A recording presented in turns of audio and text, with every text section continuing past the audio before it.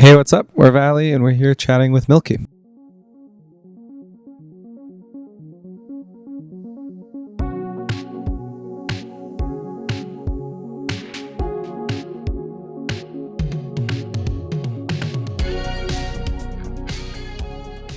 Naturally, I think we've just progressed. I think it's also, I keep saying, like, our first record we wrote when we were like 17, 18 years old, and they're songs that we've kind of collected throughout a lifetime. And then a second album kind of comes along and you have to kind of collect a lifetime and put it into a few months. So this record, I think, is really just us kind of maturing.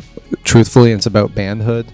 It's about kind of the relationship between the four of us. I think in this day and age, there's a lot of bands, but being in a band, I think, is just a very unique thing. It's four people, four personalities. It's a four-way marriage. So it just kind of comes with its own set of trouble, but also beauty. So I think a lot of the progression from the first record maybe to Lost in Translation is us just kind of understanding each other more, knowing how to distill like what we're trying to say more clearly, but also more honestly maybe. I think maybe in the past we've hid behind kind of grand jaw statements or like sentences, but this album's really about kind of like saying it as it is, but also kind of not answering too much either. I think it's a very seeking album too. It's kind of us being like, okay, we're in our mid-20s to late 20s, like what does this mean?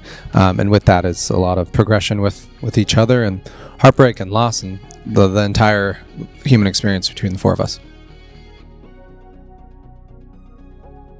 Some of the themes Rob just mentioned, like heartbreak, love, loss, bandhood. I think just like going into the bandhood one is sort of the big umbrella that the album at least means to us. I think if you listen to a song like Break For You, you'll probably be like, how is this about bandhood? You know what I mean? Because that's a song about like a relationship and stuff like that. But I think when we say that, there's a few pretty specific songs in the album that really represent the headspace we were in while writing this album. And I think a song like Lost in Translation, you know, there's a line, sometimes I really wish I never did change. I think that line really strikes a chord with us because it is tough, you know, to I think rediscover your identity as you move through the motions of being a band. And like, you know, for a while we felt like a baby band and it was like, we're just learning and like all this stuff. And like, I think we're always learning, but I don't think we're a baby band anymore. Like we're not,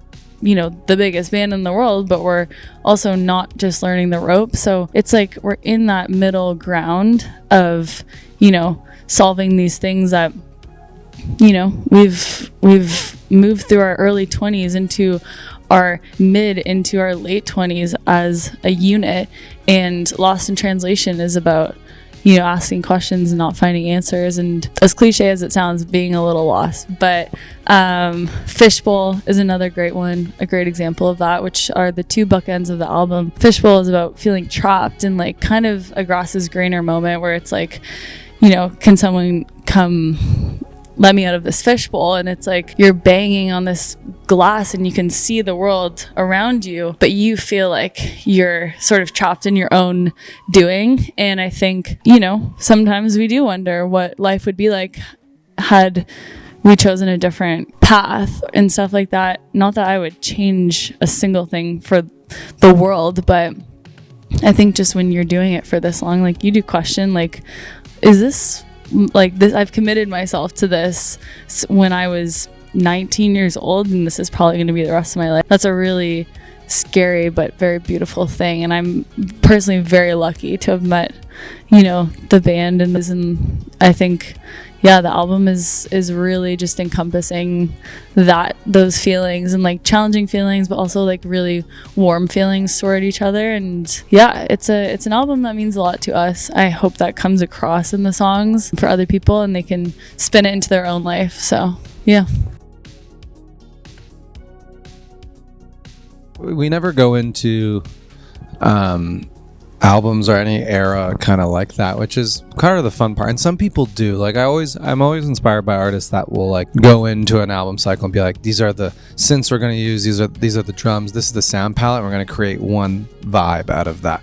But we're just so like ADHD with music and production and everything that like we'll discover like a song the last day of making that album and be like, I want to make a song like this or use this drum tone. So I think the anchors on this album, a lot of them were just like, we wanted to feel obviously modern and like chic and shiny, but also like feel a little bit timeless with the production. So a lot of even like the pop records have a lot of acoustic drums and a lot of like real human mistakes, and we try to like add that in to kind of create that kind of heartbeat in the music. And a lot of the song like palettes, like sonic palettes, are, you know, instruments and stuff that we grew up listening to. A lot of like Juno 106, which is like a synth that is like in our brains from being a child because it was such a popular sound. And yeah, a lot of acoustic drums, a lot of acoustic guitars, a lot of like just real human voice notes, and a little snips and pieces of audio from making the album. And just it's just like littered with Easter eggs and stuff. It's also, a lot of it's also accidental as well, because it'll come day of writing the song. Like we did a big writing trip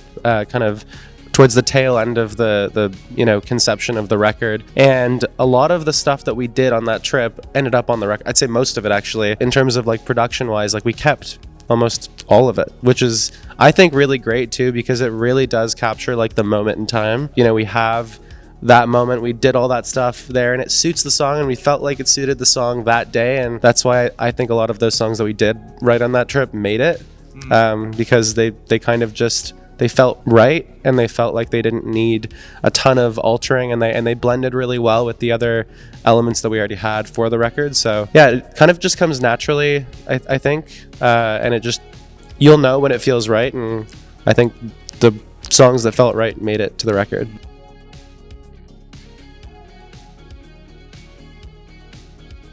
Have a Good Summer Without Me, I think, is our collective answer. We've been saying it a lot, just because again it hits that perfect, it feels modern and shiny, and has this kind of like, I don't know, it feels like where we are right now, but it also feels very classic to us and feels kind of like a jukebox song. Like it feels like the production is still very organic. It's a lot of like strummy Tom Petty acoustic guitars. It's a lot of, you know, open, jangly, nostalgic kind of coming of age like tones that we've added, but over a melody and a lyric that feels very new and fresh.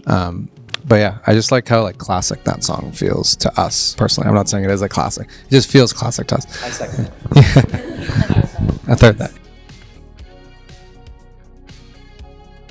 Oh, there's so many. I think the second pre of Have a Good Summer, I really like. Real love, it never gets a goodbye. It tears you up and leaves you on the outside. I just like the contour of that melody. Rumors have it you're doing all right, because forever. Yeah, the pre of the second verse of Have a Good Summer. I'm proud of that one. Definitely. I think for me, I mean, it's funny because it's one of the earliest melodies from the record, but the Lost in Translation, like chorus melody, the Lost in Translation, like that one gets stuck in my head all the time, and I feel like that's why that song, it obviously wasn't a single, but it's still a cornerstone of the record, and people, I think, have that caught in their head pretty frequently. So I like that one. I like also from Lost in Translation, she says I'll be all right. It's a pretty simple lyric, but I think I just like it because it's like, a lot of times like a friend telling you like things are gonna be okay, because I find my personal narrative is that I'm like too hard on myself to ever tell myself that things are gonna be okay. But I think I just like that one because it encompasses, again, our relationship with each other. Very free flow. I think now that we're busier, it changes. And this is a big thing that I think a lot of artists go through and that we're currently going through, which is the challenging but exciting part. When you're less busy and you're not touring as much, it's like, let's get together and stay up till 4 a.m. and make 3 songs because we can. Now you have to kind of schedule creativity a little bit, which I think changes the process a little bit. And now I think we're in the stage of like reimagining what our world creatively looks like when we have a busy schedule, because when you're doing 14 flights and a bunch of shows and traveling, you also have to kind of like figure out how do you balance that. So we have like more of a process now. Now we're a little more like, hey, for the month of November, we're going away and making music, and that's our sacred like time. And then and then we have to get back to work and do other things that aren't the music but are just as fulfilling, just in a different way. So in terms of the process now, I mean, for this album, it was very similar. We would get together. We got a house in California for a while, made music. We would get together like 5 days a week. weekends off type thing. Treat it like a bit of going to work thing, except it's the best job in the world. So in terms of process, I mean, I don't know, maybe this next album the process is going to change even more. We might make it completely remotely, or maybe we'll go to an island in Hawaii and just make an album. Like, we just don't know. We're kind of exploring what that is now, because our lives are changing. We're moving all over the world and just kind of TBD. But choose your own adventure, which I like. I feel like every time it's a different adventure. Oh, I have a lot of opinions on this, so it's going to be tricky. I think they can amplify a career, and I think they can do a lot of good, but it will not skip steps for you. I think that's the biggest thing I would always suggest to artists is and that's something we learned. Our TikTok moment happened when we were already a band for 5-6 years. So we already had a thing building, and it just amplified and gave us the ability to reach people in Australia, reach people in Asia, and that's a beautiful thing. I think it gets a little dangerous when it's it happens really early and it starts on there, and then it feels like a bit of skipping steps, and you want that time to build an organic fan base. And what I don't mean by skipping steps, there's no way to do anything, but the way that we've experienced it and that's helped us is playing shows, touring. Like, the moment you have the ability to play shows and get in front of people and build a real community, it's that's so important. And when TikTok and all those platforms meet with that, that's when you get a career and a long-lasting, beautiful thing. I think there's a lot of the world that just in music that just lives on there, and then there's nothing else in the real world, almost, it feels like.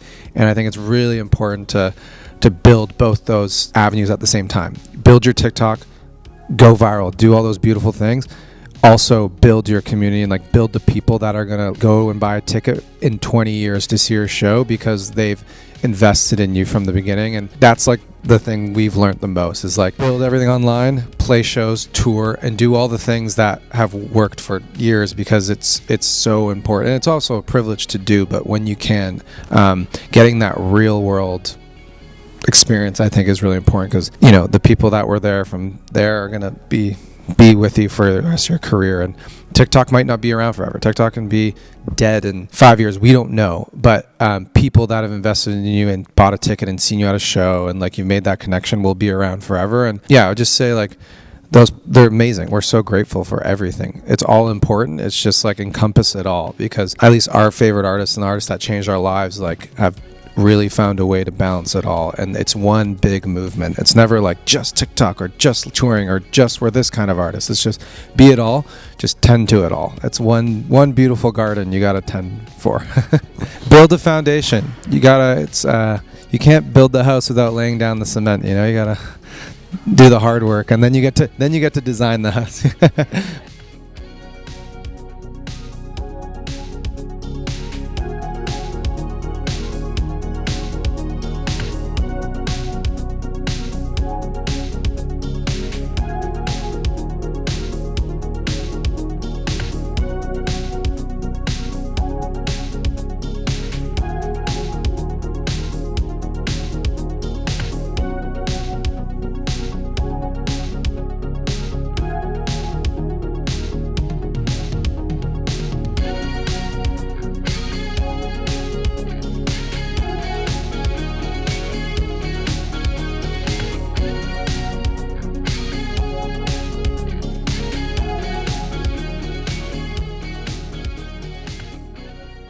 Fleetwood Mac.